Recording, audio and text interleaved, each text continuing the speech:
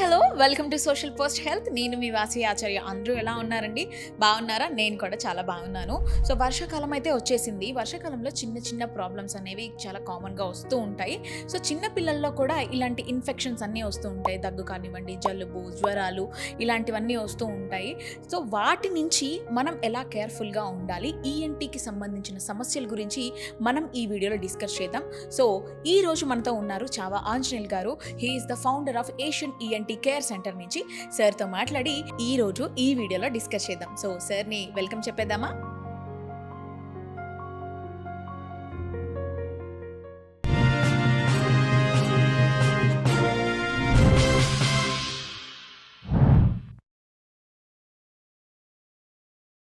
Hello sir. ఎలా ఉన్నారు నమస్తే. సార్? బాగున్నాను. సార్, ఇప్పుడు మీ దగ్గరికి చాలామంది పేషెంట్స్ వస్తూ ఉంటారు సార్. తరచుగా వ చెవుకి సంబంధించి కానివ్వండి, వీటికి సంబంధించి కానీ ఎలాంటి ప్రాబ్లమ్స్‌తో వస్తూ ఉంటారు సార్? సాధారణంగా వచ్చే ప్రాబ్లమ్స్ ఏందంటే, ఇప్పుడు చూస్తుంది ఎక్కువ మంది ఇప్పుడు చెవి నొప్పి, డిజినెస్ ప్రాబ్లమ్ తోటి వస్తున్నారండి. హుహు. చెవిలో గుయ్యమనే సౌండ్ ఒకటి, చెవిలో డిస్కంఫర్ట్ ఒకటి, డిజినెస్. ఇంతకుముందు ఏందంటే ఎక్కువ మంది చెవిలో చీమి, చెవి నొప్పితోటే వచ్చేవాళ్ళు. ఓకే.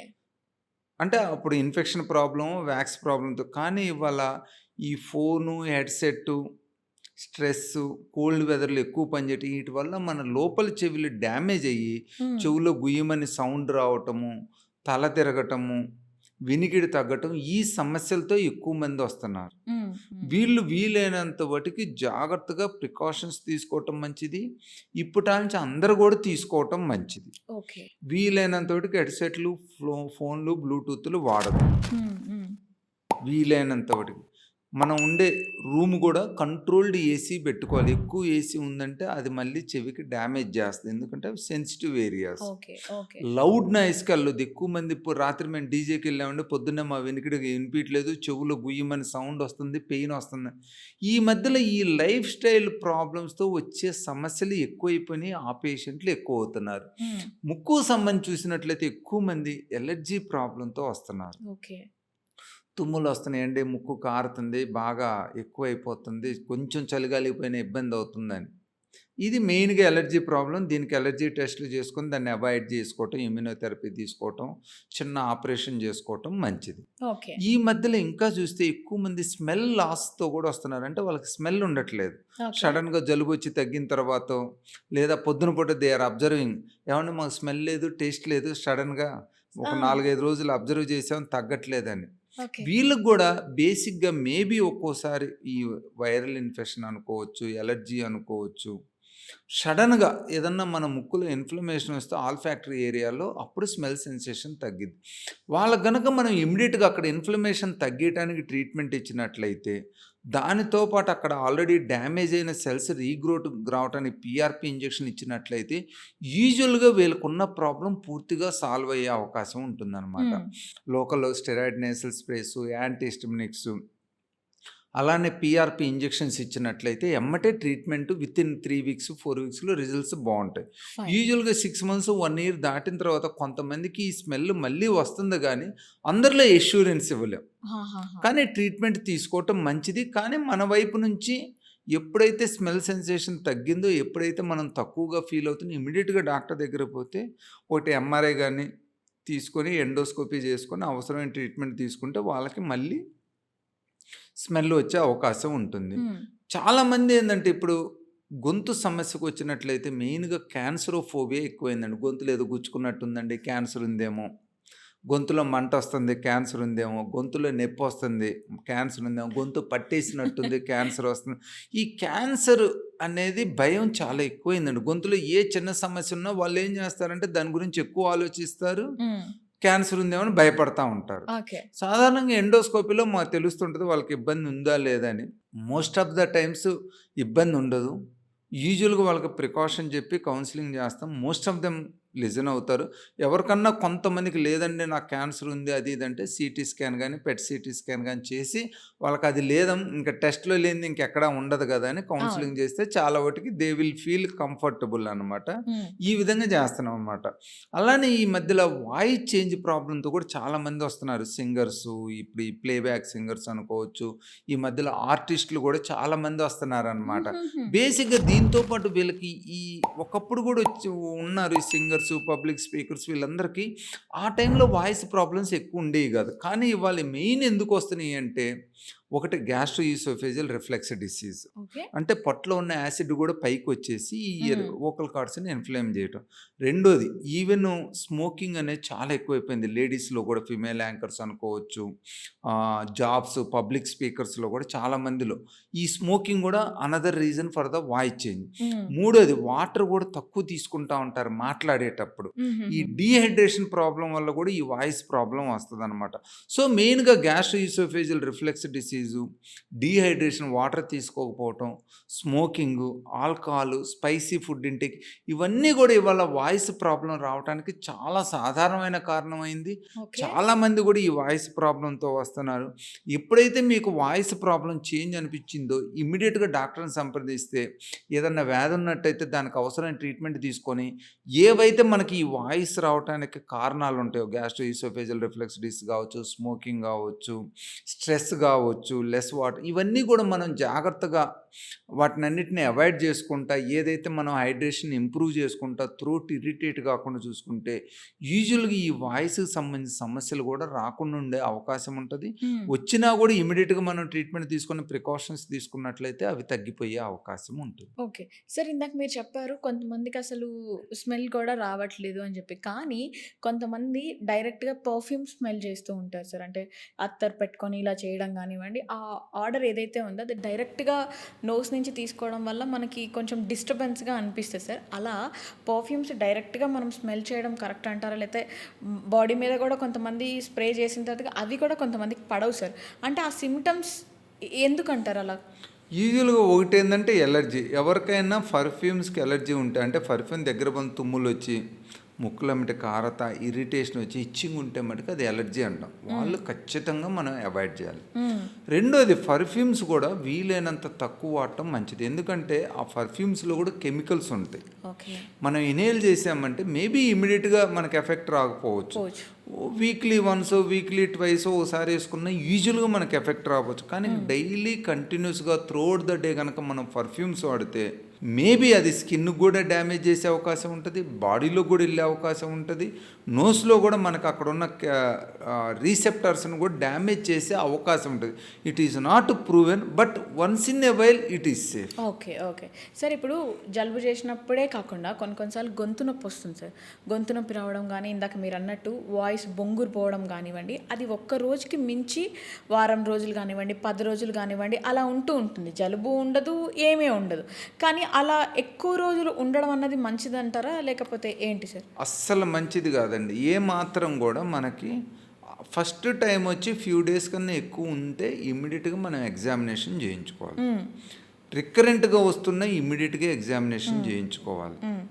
అలానే వాయిస్ చేంజ్‌తో పాటు నొప్పున్నా కూడా ఇమ్మీడియేట్‌గా మనం ఎగ్జామినేషన్ చేయించుకోవాలి. ఓకే. అంటే మనకు మాట మారటంతో పాటు నొప్పున్నా, గాలి తీసుకోవటం ఇబ్బందున్నా, తినటానికి ఇబ్బందున్నా కూడా ఖచ్చితంగా మనం వీడియో లెరింగోస్కోపీ ద్వారా ఈ నేలకు వెనక భాగం, స్వరపేటిక అన్నిటిని చెక్ చేయించుకోవటం మంచిదనమాట. ఓకే. అక్కడున్న ఎడిమా నుంచైనా రావచ్చు. Sometimes underlying vocal cord polyps, nodules ఉండొచ్చు. ఒక్కోసారి కొంతమందిలో క్యాన్సర్ కూడా ఉండే అవకాశం ఉంటుంది. ఎస్పెషల్లీ వాయిస్ చేంజ్‌తో పాటు నొప్పి గనుక ఉంటే ఖచ్చితంగా మనం ఎగ్జామినేషన్ చేయించుకోవాలన్నమాట. హుహుహు. సార్ కొంతమందికి టీత్ వల్ల కూడా ఈ హెడ్‌ఏక్ రావడం, ఇయర్ పెయిన్ రావడం, ఇయర్ నుంచి బ్రెయిన్ ఏదైతే ఉందో అది కొంచెం డిస్టర్బెన్స్‌గా ఉండడం జరుగుతూ ఉంటుంది సార్. అంటే ఈ టీత్‌కి, ఇయర్‌కి, హెడ్‌కి ఏంటి సార్ సంబంధం? యూజువల్‌గా ఇవి న్యూరలాజికల్ పెయిన్స్ అంటామండి. టీత్ దగ్గర ఉన్న కొన్ని నర్వ్స్ కూడా ఇవన్నీ రిఫరల్ పెయిన్స్ అంటాం. ఓకే. ఇక్కడున్నా కూడా ఇక్కడ నుంచి ఈ పెయిన్ అనేది మన చెవి ద్వారా బ్రెయిన్‌కి వెళ్తుంటాయి. ఆ! ఇయన్నీ ఏం చేస్తాయంటే బ్రెయిన్ నుంచి వచ్చే నర్వ్ మనకి ఈ పక్కన తలకి, ఈ చెవికి, ఈ పంటికి అన్నిటికీ సప్లై. సాధారణంగా ఏంటంటే దీన్ని ట్రైజెమినల్ నర్వ్ అంటాం అనమాట. ట్రైజెమినల్ నర్వ్లో 3 బ్రాంచెస్ ఉంటాయి సాధారణంగా, మ్యాండిబులర్ బ్రాంచ్ అని, మిగతా ఐ బ్రాంచెస్ ఇవన్నీ. సో ఈ పార్ట్లో మనకి ఎక్కడ పెయిన్ వచ్చినా కూడా మిగతా చుట్టుపక్కల ఏరియాస్, ఎస్పెషలీ మనకి ఇక్కడ ప్రాబ్లం ఉందనుకోండి ఇవన్నీ కూడా ఫీల్ అవుతాం. ఇక్కడ మళ్ళీ ప్రాబ్లం ఉందనుకోండి ఇక్కడ నుంచి ఫీల్ అవుతాం. మేబీ ఇది ఫీల్ కాం, ఎందుకంటే మోస్ట్లీ మనకి ఎక్కడైతే పెయిన్ ఆరిజినేషన్ ఉంటుందో దాని పక్కన నుంచి బ్రెయిన్కి ఎన్నైతే ఆర్గాన్స్ ఉంటాయో అన్నిటి దగ్గర పెయిన్ వచ్చే అవకాశం ఉంటుంది అనమాట. దీన్నే న్యూరలాజికల్ పెయిన్స్ అంటాం, న్యూరాలజీస్. ఒక్కోసారి ఏదన్నా కారణం ఉండైనా రావచ్చు, అంటే ట్యూమర్స్ లాంటివి, ఒక్కోసారి ఏమి లేకుండా అయినా రావచ్చు. సో ఒకసారి వీళ్ళకి ఎంఆర్ఐ, సిటీ స్కాన్ చేసుకొని ఖచ్చితంగా ఎవాల్యుయేట్ చేసుకోవాలి ప్రాబ్లం ట్యూమర్స్ లాంటివి ఏమైనా ఉన్నాయని. ఒకవేళ అది లేకపోతే పేషెంట్కి ఏదైనా టెన్షన్ ఉంటే టెన్షన్ తగ్గించుకొని కొంచెం పెయిన్ కిల్లర్స్ అవి టెంపరీగా ఇచ్చి చూసి ఒకవేళ వాటితో తగ్గిపోతే మనం పట్టించుకోని అవసరం లేదు. అలా కాకుండా వాళ్ళకి రికరెంట్ పెయిన్ వస్తా బాగా ఇబ్బందిగా ఉంటే నరువుని అబ్లేట్ చేస్తారు, ట్రైజెమినల్ నర్వ్ అబ్లేషన్ అని. ఏదైతే నర్వ్స్ ఉంటాయో వాటిని కంప్లీట్గా డిస్ట్రాయ్ చేస్తారు, అంటే ఇంకా సెన్సేషన్ లేకుండా. అలాంటి ప్రొసీజర్లు చేసి కానీ మనం పెయిన్ తగ్గించుకోవటం జరుగుతుంది. సార్ ఇందాక మిమ్మల్ని పర్ఫ్యూమ్స్ గురించి అడిగాను కదా, కమ్ టు ఇన్హేలర్స్ అనమాట. అంటే కొంతమంది డాక్టర్ సజెషన్ చేసిన ఇన్హేలర్సే కాకుండా బయట జలుబు చేసినప్పుడు తీసుకునే ఇన్హేలర్స్ కూడా ఉంటాయి సార్. అవి జలుబు ఉన్నప్పుడు కొంతమంది యూజ్ చేస్తారు, జలుబు లేనప్పుడు కూడా ఎడిక్ట్ అయిపోయి వాటిని రెగ్యులర్గా యూజ్ చేస్తూ ఉంటారు సార్. అలా ఇన్హేలర్స్ని రెగ్యులర్గా యూజ్ చేయడం వల్ల ప్రాబ్లమ్స్ ఏముంటాయి సార్? ఐడియల్గా ఇన్హేలర్స్ యూజ్ చేయటం మంచిది కాదండి. ఒకటి ఏంటంటే ఆ ఇన్హేలర్స్లో మెయిన్గా డీకంజెస్టెంట్ ఉంటుంది అనమాట. ఈ డీకంజెస్టెంట్ ఉన్నప్పుడు ఇమీడియట్గా మనకి ముక్కులో గాలి ఫ్రీ చేస్తుంది, కానీ ఇమీడియట్గా రీబౌండ్ కంజెషన్ ఇచ్చేసి మళ్ళీ ప్రాబ్లమ్ని సివియర్ చేస్తుంది. Over a period of time ఏమవుతుందంటే మ్యూకోజల్ గ్లాండ్స్ అనే హైపర్ట్రోఫీ అయిపోయి ఇక ఇది కూడా పని చేయకుండా పోయిద్ది అనమాట. తర్వాత మేము ఇచ్చినా కూడా ఒక్కోసారి ట్రీట్మెంట్ పనిచేయదు, అంటే హైపర్ట్రోఫీ ఆఫ్ ద టిష్యూస్ అవుతాయి అనమాట. అది ఎట్టి పరిస్థితుల్లోనూ మంచిది కాదు. ఎప్పుడన్నా ఒక్కసారి మీకు 1-2 రోజులు వాడితే తగ్గుతుంది. ఎప్పుడన్నా మనం చలిగాలికో వెళ్ళొస్తాం, మనకు తుమ్ములు వస్తాయి, ముక్కులమ్మటిగా 1-2 రోజులు వాడచ్చు. కానీ కంటిన్యూస్గా వాడాల్సి వచ్చింది, కంటిన్యూస్గా మీరు వాడుతున్నారంటే అది మంచి పద్ధతి కాదు. ఇమీడియట్గా డాక్టర్ గారిని సంప్రదించి మీ సమస్యకి కారణం ఏంటో కనుక్కొని దానికి ప్రాపర్గా మనం ట్రీట్మెంట్ తీసుకుంటే పూర్తిగా తగ్గిపోయే అవకాశం ఉంటుంది. సార్ కొంతమంది ఏంటి అంటే ఇంకా ముక్కులో కండ పెరిగిపోయింది అన్నట్లు చెప్తూ ఉంటారు సార్. అసలు అది ఎందుకు వస్తుంది, వచ్చింది అని అంటే దాన్ని ఎలా క్యూర్ చేయాలి? అది వెరీ సింపుల్ అండి. ముక్కులో కండ పెరగటం అంటే టర్బినేట్ హైపర్ట్రోఫీస్ అంటానంట.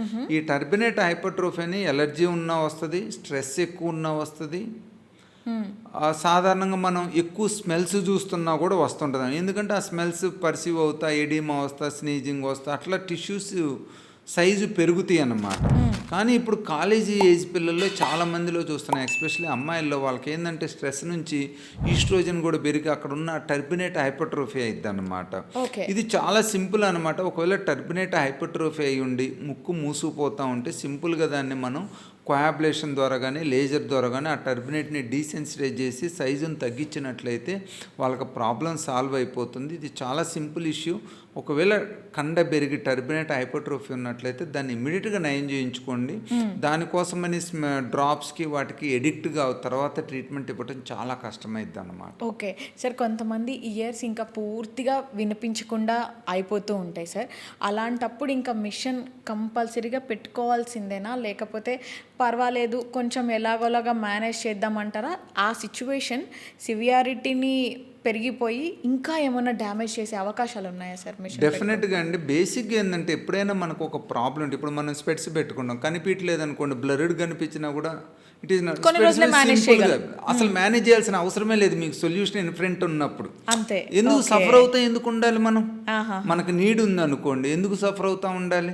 దానికి ఆల్టర్నేటివ్ సొల్యూషన్ కూడా ఉంటే.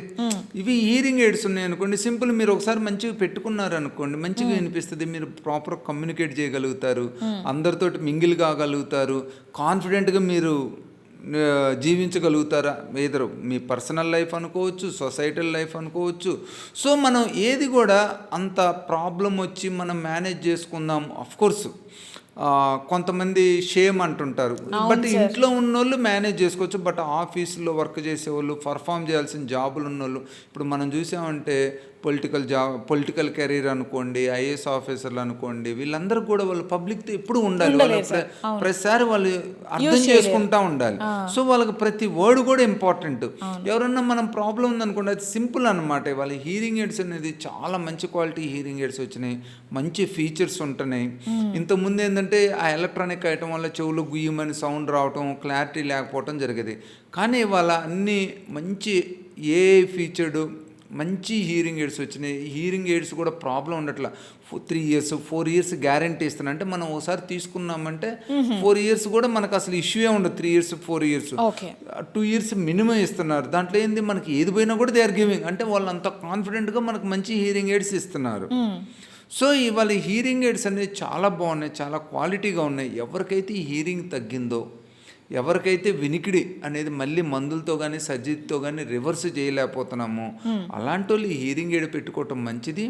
దానివల్ల ఎస్పెషల్లీ ఏజ్ పీపుల్లో కూడా డిమెన్షియా ప్రాబ్లమ్స్ రాకుండా ఉంటాయి, ఫాలింగ్ సెన్సేషన్ లేకుండా ఉంటుంది.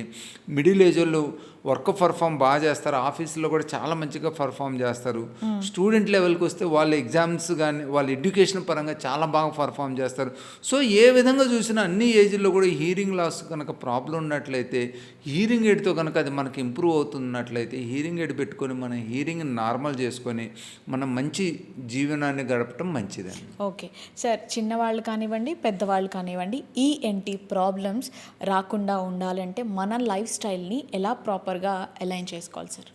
ఫస్ట్ అండ్ ఫార్మోస్ట్ ఏంటంటే ఇప్పుడు నేను చెప్తుంది మెయిన్గా హెడ్సెట్లు, బ్లూటూత్లు వీలైనంత తక్కువ వాడండి, వీలైనంత తక్కువ వాల్యూమ్లో వాడండి, వీలైనంత తక్కువ టైం వాడండి, వీలైనంత వరకు స్పీకర్నే వాడండి. This is the common problem now everybody will face in future if they neglect it. పిల్లలు కావచ్చు, మధ్య వయసులు కావచ్చు, ఓల్డ్ ఏజ్ పీపుల్ కావచ్చు. ఓల్డ్ ఏజ్ పీపుల్ సాధారణంగా పిల్లలు ఎక్కడ ఉన్నారని మాట్లాడుతూ ఉంటారు. అవును సార్. మధ్య వయసులో ఆఫీస్ పర్పస్, ఎంటర్టైన్మెంట్ పర్పస్కి ఎక్కువ వాడుతూ ఉంటారు. అవును సార్. పిల్లలు ఎడ్యుకేషన్ పర్పస్కి, ఎంటర్టైన్మెంట్ పర్పస్కి వాడుతున్నారు. వీలైనంత వరకు హెడ్సెట్లు, బ్లూటూత్లు ఇవి వాడొద్దు. రెండోది లౌడ్ నాయిస్ దగ్గరికి వెళ్ళొద్దు. ఎప్పుడైనా మీరు పార్టీలకు వెళ్ళినా కూడా ఇవాళ ఏంటంటే ఇంతకుముందు ఏంటంటే మనకి 60 decibels 70 decibels ఉండే ఒక లిమిటెడ్, కానీ ఇవాళ huge amount of loud noise వచ్చేస్తున్నాయి. సో పార్టీలు కూడా దే ఆర్ ఎంజాయింగ్ అని వాళ్ళు కూడా. ఇప్పుడు మన కార్లు ఇంతకుముందు 60 మ్యాక్సిమం ఉండేది, ఇవాళ 150 calls you can drive. Same way అన్నిట్లోనూ పవర్ పెరిగింది. వీలైనంత వాటికి లౌడ్ నాయిస్ దగ్గరికి వెళ్ళొద్దు. అలానే మీరు ఎక్కడ ఉన్నా కూడా మీరు ఉండే వెదర్ని, ఏసీని ఎస్పెషల్లీ కంట్రోల్ టెంపరేచర్లో ఉంచుకోండి. కంట్రోల్ టెంపరేచర్ మరీ చల్లగా తీసుకురావద్దు. దీనివల్ల మన లోపల చెవులో కానీ బాడీలో ఎక్కడైనా కూడా బ్లడ్ వెజల్స్ కన్స్ట్రిక్ట్ అయ్యి అక్కడ ఉన్న ఎండ్ వెజల్స్ డ్యామేజ్ అయ్యి మనకి ఎండ్ ఆర్గాన్ డిసీజులు వచ్చే అవకాశం ఉంటుంది. సో వీలైనంత కంట్రోల్ టెంపరేచర్లో ఉండండి.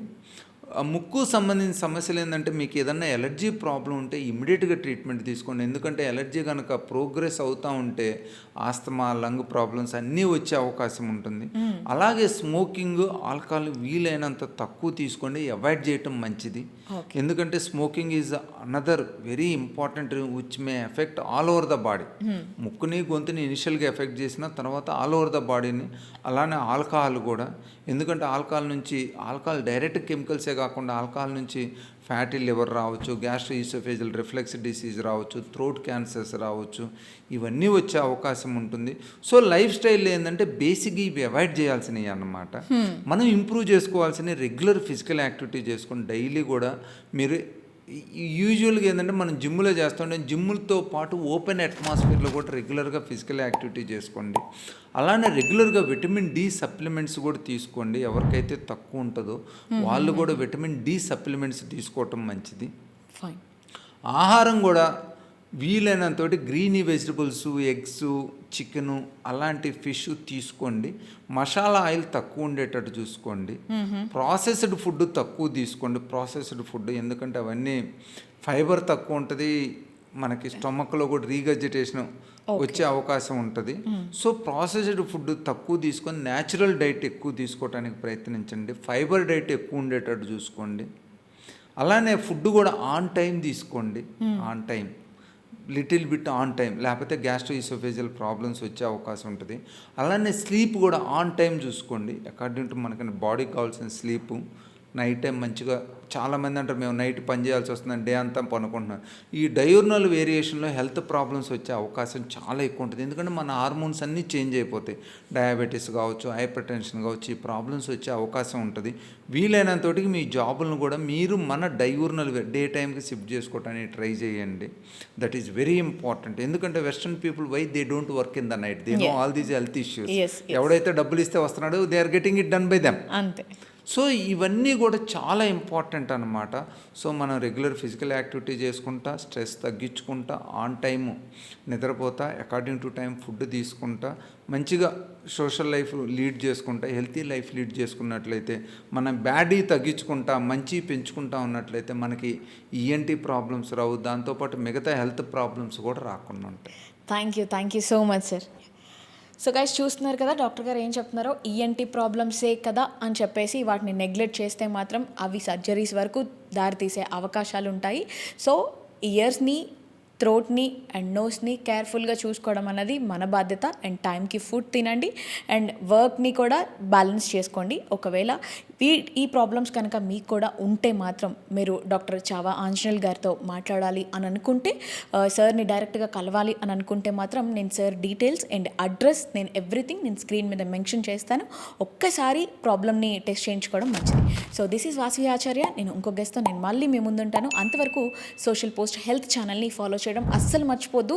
ఈ వీడియో కనుక మీ ఫ్రెండ్స్కి, ఫ్యామిలీ మెంబర్స్కి యూజ్ అవుతుంది పక్కా. సో వెంటనే షేర్ చేసేసేయండి. Thank you so much.